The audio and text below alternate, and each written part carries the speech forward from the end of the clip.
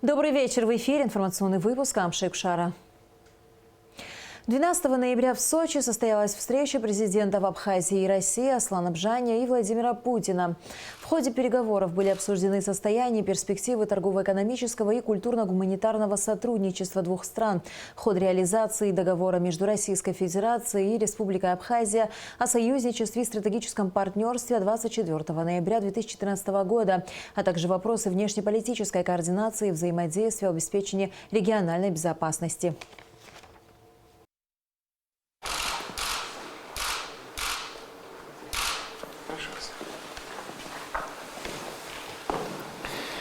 Уважаемый Аслан Георгиевич, очень рад вас видеть. Мы последний раз, по-моему, виделись на Параде Победы в Москве. Но сейчас есть возможность, не спеша, в спокойной обстановке поговорить о том, как ситуация развивается в наших межгосударственных отношениях. К сожалению, пандемия оказывает влияние на экономику, хотя, безусловно, Россия остается партнером номер один, больше 70% всего оборота экономической республики с Россией. У нас есть очень значимые направления сотрудничества. Я уже не говорю про туризм, но есть и другие составляющие, и сельское хозяйство, и телекоммуникации. Все это, может быть, должно быть предметом нашего сегодняшнего обсуждения. Я надеюсь, что та помощь, которую российские медики оказывают республике в борьбе с пандемией, тоже является существенной. Знаю, что наши специалисты работают в красной зоне Гудаутской больницы, и мобильные госпитали развертываются Министерством обороны, военные медики тоже работают. Вот все эти и другие вопросы, которые представляют, как в таких случаях говорят, взаимный интерес, мы сегодня с вами спокойно, не спеша можем обсудить и здесь, а потом за рабочим завтраком. Спасибо. Я благодарю вас за эту встречу. В таком формате встреча у нас проходит первый раз. Пользуясь случаем, хочу выразить слова благодарности от имени многонационального народа Абхазии российскому народу, лично вам, Владимир Ильич, за ту поддержку и помощь, которую вы нам оказываете на протяжении многих лет. Мы вам за это признательны. Друзья, как известно, познаются в беде. Вот в последнее время в условиях пандемии мы еще раз эту поддержку почувствовали. Я хотел бы поблагодарить руководство Министерства обороны за тот госпиталь, который развернут у нас. Большую помощь нам оказывают российские медики. Вахтовым методом на протяжении нескольких месяцев к нам в Гудаутскую больницу приезжают российские врачи. И это, безусловно, неоценимый вклад в этих условиях. Роспотребнадзор тоже нам оказывает помощь. Поэтому мы вам за все за это признательны. Руководство Абхазии намерено реализовывать те договоренности, которые прописаны в Большом договоре, в других межведомственных договорах, потому что это в полной мере соответствует интересам Абхазии. Все это работает на укрепление государственности и суверенитета Абхазии. И хотел бы довести до вашего сведения, вы всегда являетесь желанным гостем у нас в Абхазии. Приглашаю к нам в гости. Благодарю вас. Спасибо. Встреча президентов Абхазии и России длилась около 3 часов. Итоги переговоров с Владимиром Путиным, несомненно, принесут пользу нашей стране, нашим взаимоотношениям со стратегическим партнером. Мы обсудили широкий спектр вопросов двустороннего сотрудничества и других вопросов, представляющих взаимный интерес, сказал Аслан Бжаня по окончании встречи. Об этом сообщает пресс-служба президента Абхазии.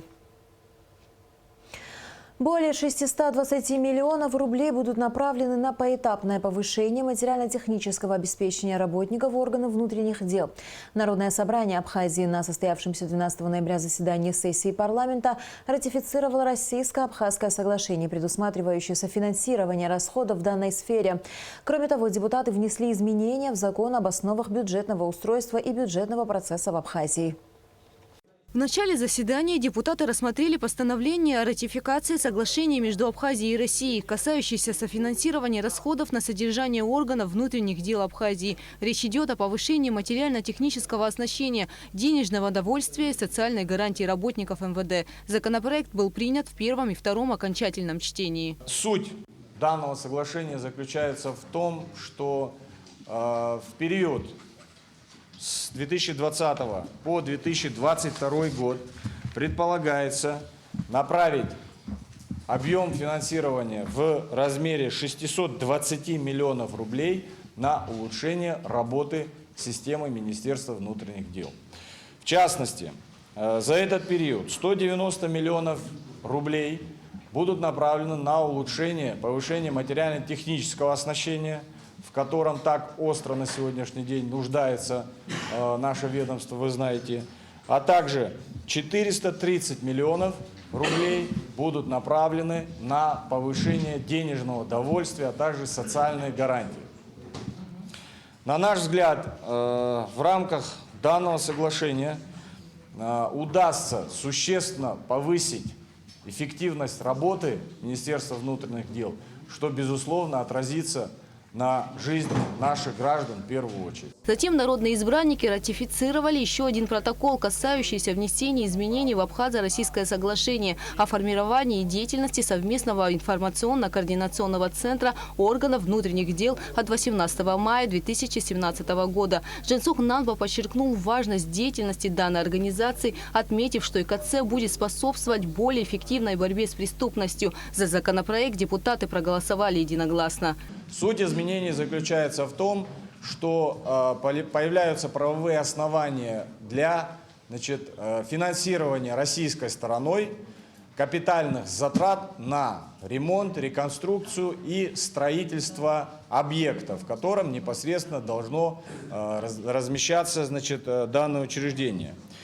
При этом необходимо отметить, что в действующей редакции соглашения прописано, что в случае прекращения деятельности центра собственность на объект, в котором располагается данное учреждение, переходит абхазской стороне. Это в действующей редакции. Путем данных изменений предполагается, что в случае прекращения деятельности центра собственность объекта остается за Республикой Абхазия. Абхазская сторона обязуется компенсировать все затраты.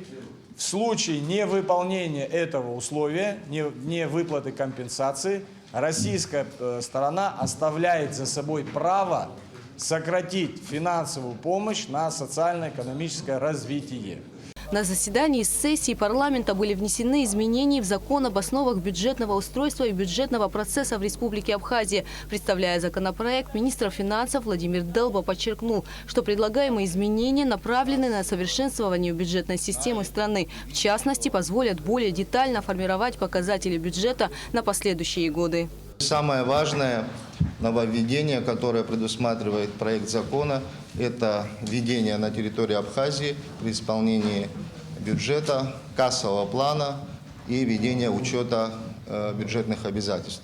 В настоящее время к Министерству финансов идет подготовительная работа над этим, оценка дается, как это в принципе в случае принятия закона это может работать, потому что это коснется, несомненно, всех распорядителей бюджетных средств и получателей бюджетных средств. Это мера, которая, еще раз повторюсь, позволит повысить прозрачность, эффективность бюджетных расходов. Вот к такой позиции мы считаем, что необходимо нам подойти. Дело в том, что правоприменительная практика нашего бюджетного законодательства, она показала, что на сегодняшнем этапе наша бюджетная система может себе позволить вносить подобные коррективы, использовать такие методы учета бюджетных обязательств. Министр финансов уточнил, что действующая редакция закона, о котором идет речь, направлена только на принятие бюджетных законодательств, но не упоминает учета. Законопроект коснется деятельности аппарата Кабинета министров и судебных органов. Кроме того, вносит ясности в статью использования резервного фонда Кабинета министров. Судебные органы власти тоже являются администраторами доходов бюджета.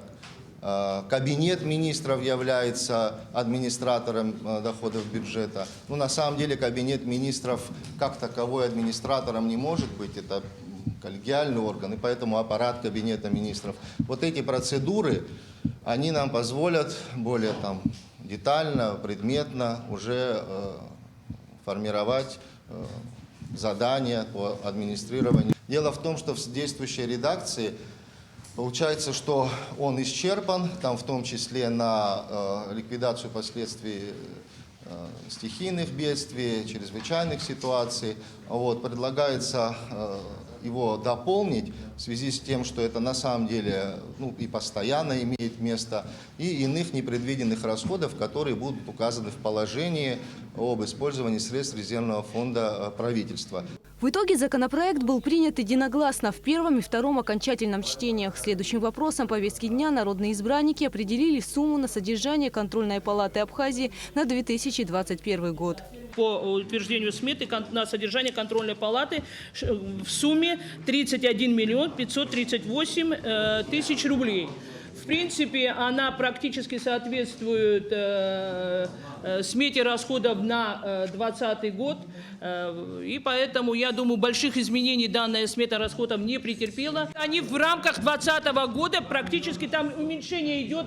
Буквально 1 миллион идет уменьшение, было 32 в прошлом году, в этом году 31,5, ну практически без изменений. Депутаты дали согласие на перевод земельных участков из категории в категорию в селах Тамыш и Лыхны. В селе Тамыш обществу с ограниченной ответственностью «Золотое руно» предоставлено в аренду 12,5 гектаров с целью строительства санаторно-курортного объекта. Гугу Савардания, Степан Мартиросян, Саида Гухава, Абхазское телевидение.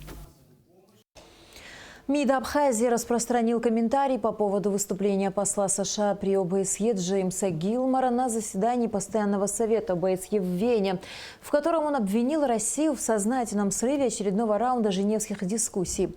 В работе женевских дискуссий заинтересованы все участвующие в них стороны. Пора бы уже это осознать и перестать спекулировать на этой теме, подчеркивается в комментарии внешнеполитического ведомства Абхазии. МИД выражает сомнение, что озвученные послом США при ОБСЕ мысли могут послужить стимулом к плодотворной работе в рамках женевских дискуссий. Скорее станут барьером, препятствующим сближению позиций сторон. В Министерстве экономики прошло совещание по вопросам состояния энергосистемы республики. Для обсуждения темы министр Кристина Узган пригласила представителей Республиканского унитарного предприятия «Черноморэнерго» и силовых структур страны. Подробности в репортаже Гугу Савардания. Каждый год с приближением зимы Абхазия сталкивается с большими проблемами в электроснабжении. График верных отключений уже стал неотъемлемой составляющей этого времени года. Из-за частых аварий на подстанциях без света на несколько часов остается вся страна. Кроме того, что электросети в республике не в лучшем состоянии, ситуация осложняется и активной деятельностью майнеров, что зачастую приводит к незапланированным отключениям. Так, в четверг вечером вся западная часть Абхазии осталась без электричества. У нас было аварийное отключение по Ачгуаре. Мы запросили переток с Российской Федерации. Благодаря поддержке решения принимались достаточно быстро и оперативно, за что мы, естественно, благодарим всех, кто участвовал в этом процессе. Но хотела бы, чтобы мы с вами сегодня также оценили текущую ситуацию, связанную с энергообеспечением, с тем, что близится определенная, серьезная, на мой взгляд, нагрузка, которая и так сегодня достаточно завышена. Но, тем не менее, у нас предстоит зимний период, и учитывая, что уже сейчас сети наши перегружены, и мы сталкиваемся с проблемами серьезной аварийности в энергосистеме республики, нам с вами надо обсудить этот комплекс вопросов и, принять те меры, которые мы ранее обсуждали, которые сейчас Черноморэнерго готовит по стабилизации ситуации. Ранее в целях легализации работы майнеров Кабинет министров принял постановление о мерах по урегулированию деятельности по добыче криптовалют на территории Абхазии. В соответствии с документом лицам, занимающимся данным видом деятельности, следует приобрести статус предпринимателя, зарегистрировавшись в установленном законодательством республики порядке в качестве юридического лица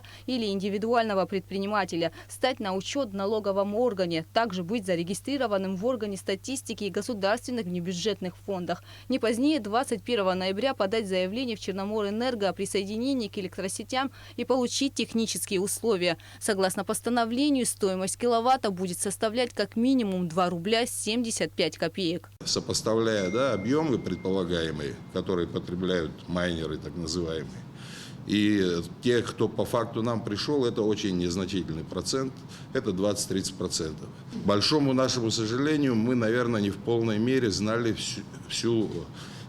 весь объем этой проблемы.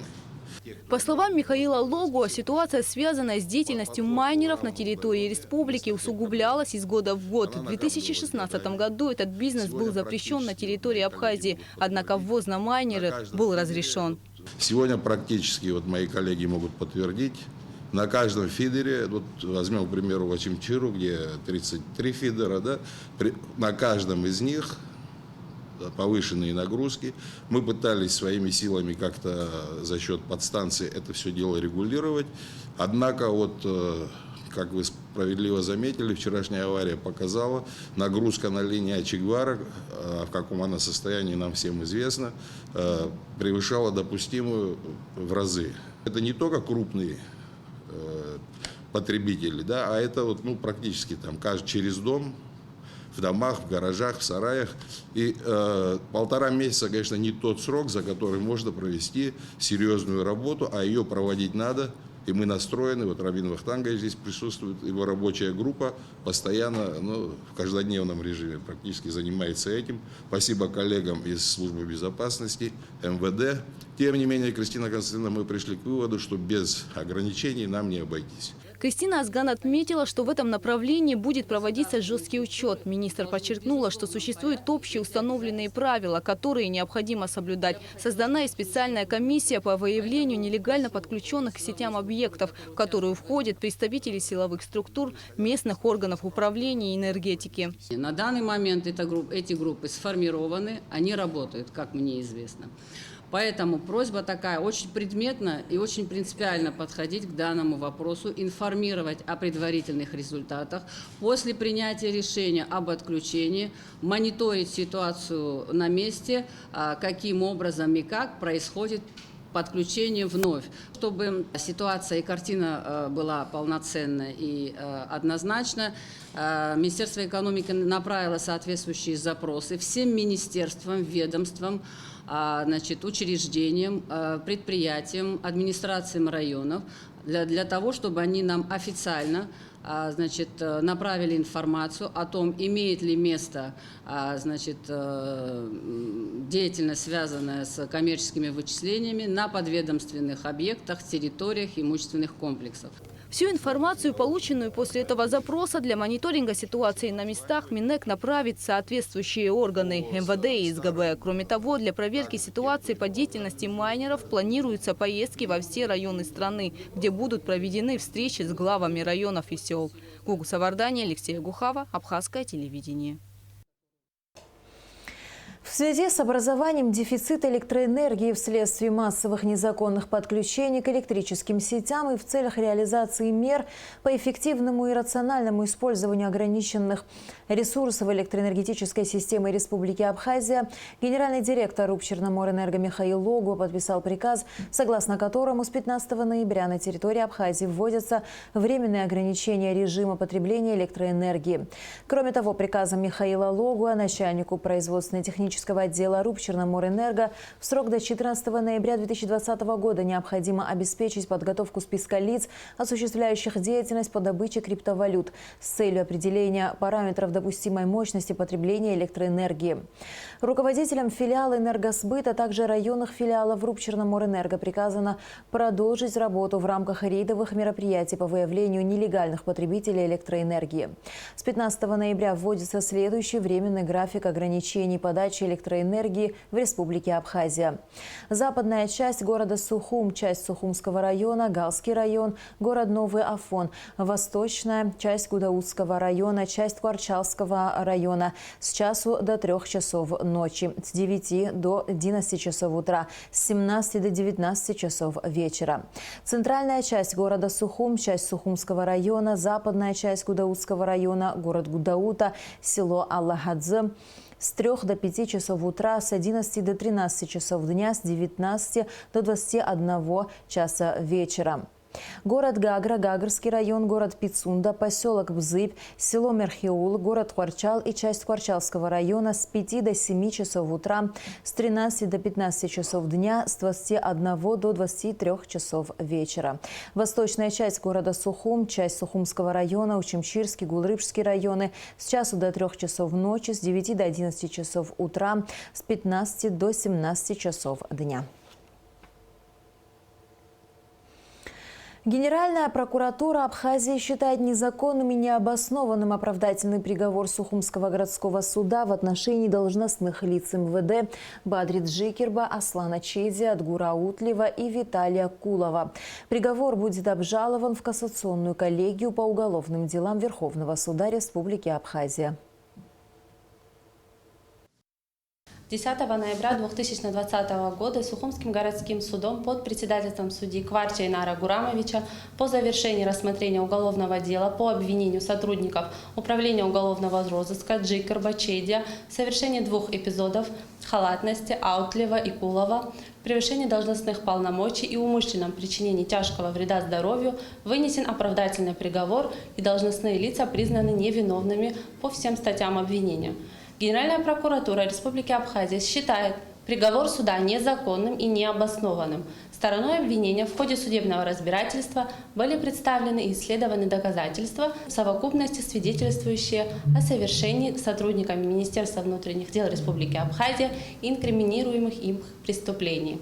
Так, потерпевший Попава подтвердил в суде факт его незаконного содержания в служебном кабинете Управления уголовного розыска Министерства внутренних дел, применение в отношении него 9 июля 2019 года насилия сотрудниками милиции с целью получения показаний о его причастности к похищению Мирцхулава и оказания медицинской помощи лекарственными препаратами лично начальником Управления уголовного розыска Министерства внутренних дел Республики Абхазия Джикирба и его заместителем Чедия.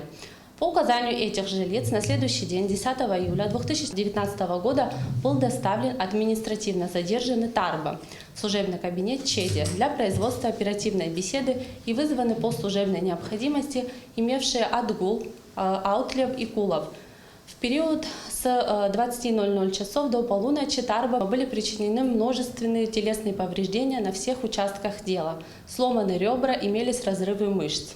На крики помощи Аутлева и Кулова, находившемуся в бессознательном состоянии в кабинете Тарба, вышли начальник Управления уголовного розыска Джикирба и его заместитель Чедия, оперуполномоченные Адабашян и Тапуря. Последние в это время осуществляли охрану Попава. Иных сотрудников Управления уголовного розыска в здании Министерства внутренних дел Республики Абхазия не было. Руководство Министерства внутренних дел и начальник Управления уголовного розыска Джикирба к моменту приезда сотрудников прокуратуры выдвинули версию о попытке побега Тарба из служебного кабинета и падения его с лестничного марша. Вышеизложенные обстоятельства были установлены в суде и дважды допрошенный в ходе судебного разбирательства депутат Народного собрания Тарба под присягой подтвердил факт признания ему Аутлевым применения физического насилия с целью получения показаний в причастности к похищению Мирцхулава в отношении доставленного Тарба со стороны Аутлева и Кулова. Однако суд, оценивая доказательства по своему внутреннему убеждению, при наличии совокупности фактических данных признал невиновным вышеуказанные лица и с целью оправдать принятое решение в отсутствии требований закона о публичном оглашении зачитал частное постановление в отношении сотрудников прокуратуры. Генеральная прокуратура обращает внимание, что суд не является органом уголовного преследования, в связи с чем не вправе указывать направление хода расследования и производства конкретных следственных и процессуальных действий. Приговор Сухумского городского суда будет обжалован в кассационную коллегию по уголовным делам Верховного суда Республики Абхазия. Состоялось заседание депутатов Сухумского городского собрания. Депутаты рассмотрели письма, поступившие на имя главы администрации Сухума о присвоении парку, расположенному напротив столичной администрации, имени видного государственного политического деятеля Абхазии Ефрема Алексеевича Эшба, о парку, известному под названием «Сказка», имени видного общественного политического деятеля, доктора юридических наук Тараса Мироновича Шамба. Подробности в репортаже Эсмы Гуланзе. Заседание началось с рассмотрения письма главы столичной администрации Беслана Эшба о согласовании кандидатуры исполняющего обязанности начальника Сухумского УВД Астамура Хагуш. Подполковник милиции Астамур Хагуш более 17 лет служит в органах внутренних дел. В разные годы возглавлял Гулырыбский РОВД и УВД по Гагарскому району. Занимал руководящие должности в центральном аппарате ведомства. За согласование Астамура Хагуш в должности из 19 депутатов 11 проголосовали «за», 6 против, 2 воздержались. Таким образом, его кандидатура не утверждена. Затем депутаты рассмотрели вопрос о присвоении парку напротив столичной администрации имени Ефрема Эшба, абхазского государственного и политического деятеля, активного участника революционного движения. Об этом ходатайствовала Коммунистическая партия Абхазии. В парке уже располагается памятник Ефрема Алексеевича Эшба, вклад которого в развитие абхазской государственности, становление советской власти в Абхазии трудно переоценить. Его жизнь была истинным примером служения своей родине и способствовала развитию абхазской культуры и языка. Присвоение парка имени Ефрема Алексеевича Эшба служит делу воспитания абхазской молодежи, развития духа патриотизма. Без прошлого нет будущего. Мы должны через многие поколения пронести историческую память о патриоте. Таким образом, парк напротив администрации города будет носить имя Ефрема Эшба. Кроме того, депутаты приняли решение переименовать парк в центре города, известный горожанам как «Сказка». Теперь он будет носить имя Тараса Шамба, известного общественно-политического деятеля, стоявшего у истоков создания московской абхазской диаспоры, Всемирного абхазо-абазинского конгресса. Писатель Олег Этлухов рассказал о том, что в Абазинском районе Карачаева-Черкесии именем Тараса Шамба будут названы 2 объекта. Мы решили, что, наверное, у нас будет и парк, назван его именем. Я уже с главой района переговорил, он меня понял. И, вернее, нас понял, мы его пригласили на эту встречу. И, наверное, будем еще какой-то или спортклуб, или что-то такое. Тарас Иванович был футболистом, хорошим, любил футбол, спорт любил. То есть мы считаем, одного парка мало. Братья мои, давайте посоревнуемся в этом вопросе, кто больше уважает Тараса Мироновича. Депутаты также проголосовали за приватизацию объекта муниципальной собственности. Речь идет о помещении 1-го этажа 9-этажного дома, расположенного по улице Имама Шамиля, 27. Эсма Гуландзе, Инала Гухава, Абхазское телевидение. Министерство туризма объявляет конкурс на разработку логотипа туристического бренда Абхазии. Работы участников будут приниматься с 15 ноября по 26 декабря в электронном виде по адресу abkhazia-travel@yandex.ru. Победителя конкурса объявят 22 января. Министерство туризма Абхазии объявляет о проведении конкурса на разработку логотипа туристического бренда Абхазии. Бренд должен раскрыть преимущества и особенности нашей страны как туристического направления, привлекательного для самых разных видов туризма, быть актуальным. Мы ждем ваши самые смелые идеи. Возможно, именно ваша работа будет продвигаться на международных туристических площадках в сети интернет и будет вызывать самые теплые ассоциации с Абхазией. Работы участников будут приниматься с 15 ноября по 26 декабря в электронном виде по адресу abkhazia-travel@yandex.ru. Победителя конкурса объявят 22 января. Участников ждут призы, но главное, победитель сможет вписать свою идею в историю туризма Абхазии. Абхазская государственная экспортная компания «Абхазпродэкспорт» принимает сельхозпродукцию населения. На данный момент предприятие закупает у крестьян фихуа по 30-35 рублей за килограмм. Только за последние 2 недели сельчане реализовали порядка 40 тонн своей сельхозпродукции. Алика Трапш продолжит тему. Уже 5 лет как республиканское унитарное предприятие Министерства сельского хозяйства «Абхазпродэкспорт» занимается экспортом в Россию сельхозпродукции, выращиваемой в Абхазии. Здесь принимают фрукты и овощи от частных лиц и предприятий. Сейчас идет прием фейхуа. Люди на своих машинах сами привозят сельхозпродукцию, где тут же реализуют. За 1 килограмм фейхуа сельчанам выплачивают 30-35 рублей. Люди признаются, что в реализации сельхозпродукции государственная экспортная компания оказывает посильную помощь. Шапский фейхо прямо с огорода сегодня мы собрали, очень прямо с дерева, очень даже свежак, хороший товар. Ни границы, никуда не выезжаю, здесь сдаем, здесь очень удобно и рядом все. Фейхоа принимают собранный прямо с дерева, не битый, средних и крупных размеров. Затем ягоды перебирают и фасуют в ящики. Эти сделать стеллажами, да, в этой камере можно хранить около 120 тонн. Но, как вы сами понимаете, у нас такого в данный момент объемов нету. Мы не делаем стеллажи, но до 50 тонн мы можем в одной камере хранить. Потом в течение 2-3 дней фура набирается до 20 тонн и отправляем в Россию. В основном нужен чуть выше среднего средний товар. Не битый, видите, это пыльца. С пыльцой чистый такой товар. На предприятии всего 12 камер хранения, которые охлаждаются 5 компрессорами. Специальное оборудование помогает следить и поддерживать нужную температуру в хранилищах. Загруженность камер в основном приходится на время реализации цитрусовых. В данный момент только 3 из них заполнены ягодами фейхоа. Вкусная зеленая ягода фейхоа богата витамином С и йодом. Чтобы она не потеряла свои полезные свойства, ее хранят в морозильной камере при температуре от 2 до 3 градусов. На данный момент здесь хранится около 15 тонн фейхоа. Уже совсем скоро начнется массовый сбор урожая цитрусовых. И Абхазпродэкспорт, как и в предыдущие годы, будет принимать мандарины у крестьян. Правда, закупочная цена цитрусовых пока не установлена. Хотим, чтобы люди к нам приносили, потому что это для них было бы удобно. Мы стараемся давать хорошую цену на данный момент, что есть на рынке. Также мы сейчас через дней 10 тоже начинаем приемку мандаринов. Цена, конечно, пока не установлена, но я думаю, людям будет это выгодно. Все желающие могут реализовать здесь свою сельхозпродукцию, в частности цитрусовые и фейхоа, по выгодным ценам. Для этого нужно обратиться в Абхазскую государственную экспортную компанию «Абхазпродэкспорт» по адресу Гулрыбский район, поселок Агудзера, улица Ботаническая. Аля Катрапш, Михаил Братухин, Абхазское телевидение.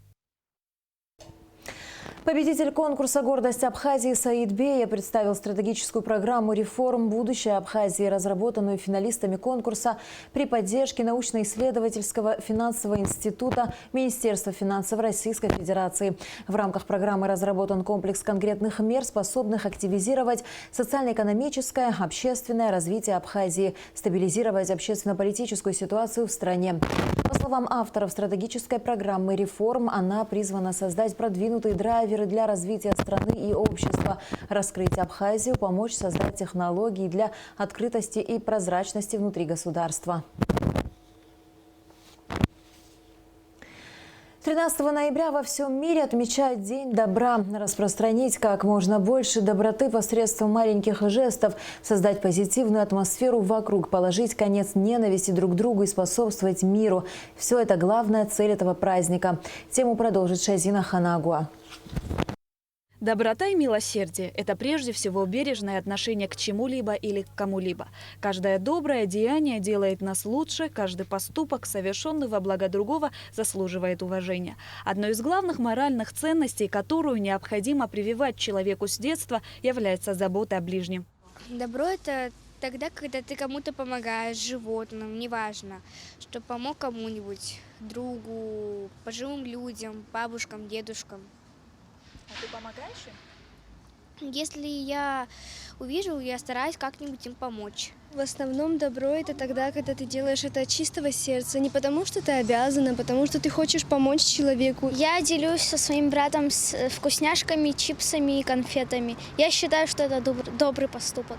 Делать добро совсем несложно. Заботиться о братьях наших меньших, ухаживать за растениями, помогать родителям, друзьям. Можно просто улыбнуться прохожему, обнять кого-то и сказать приятные слова. И самое главное – делать это от чистого сердца. Добро для меня прежде всего доброе отношение к людям. Все. И как не совершать зла по отношению к другим. Всегда стараться не навредить другому. Вот для меня, пожалуй, это добро. Доброта, скорее всего, это зависит от того, какой сам человек и как он будет его проявлять к другим людям.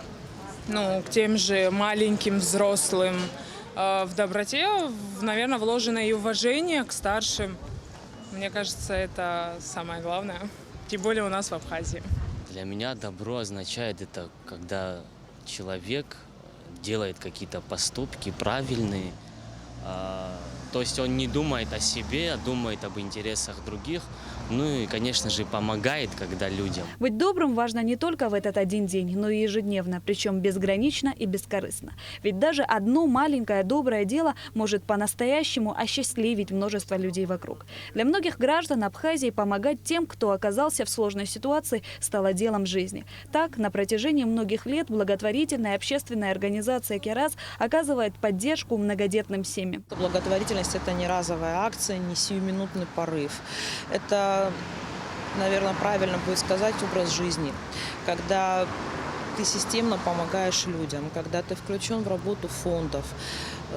Очень важно, что в нашем обществе так много лет работает уже несколько благотворительных фондов. Это говорит о здоровье общества, о том, что формируется и подрастающее поколение в идее неравнодушия. В такие дни, как День добра, мы делаем публикации, посты о том, что идея благотворительности должна быть системной. И это не всегда и не обязательно материальная помощь. Спектр благотворительности очень широк. Есть возможность донорства, есть возможность волонтерства, есть просто вокруг нас люди, которые нуждаются даже просто в добром слове. Иногда мы думаем, что не в наших силах изменить порой жестокую реальность. В этот момент важно вспомнить, что добро не имеет меры, но оно способно увеличиваться и даже приумножаться, словно по цепочке, распространяясь по миру. Шазина Ханагу, Тимур Гугохе, Абхазское телевидение. В Москве в издательстве «Макс Пресс» вышли в свет 2 издания. Сборник научных трудов, в которые вошли лучшие научные статьи членов профессорско-преподавательского состава АГУ за 2018-2019 годы и сборник статей студентов университета за аналогичный период. Вошедшие в сборник научных трудов материалы могут быть использованы в виде вспомогательного научного источника как молодыми исследователями, студентами, так и всеми, кто интересуется ими. В сборник статей студентов АГУ вошли лучшие исследовательские работы студентов Абхазского госуниверситета, выполненные в течение 2 последних лет, прошедшие апробацию на факультетах, заслушанные на различных научных конференциях и отобранные как достойные для представления в виде публикаций. Всего в сборник вошли 30 статей молодых авторов, делающих свои первые шаги в науке. И в завершении выпуска о погоде.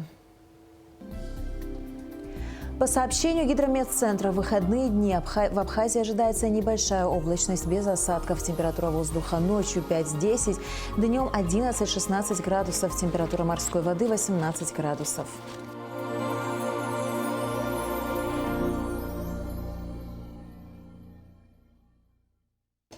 На этом наш выпуск завершен. До скорых встреч в эфире.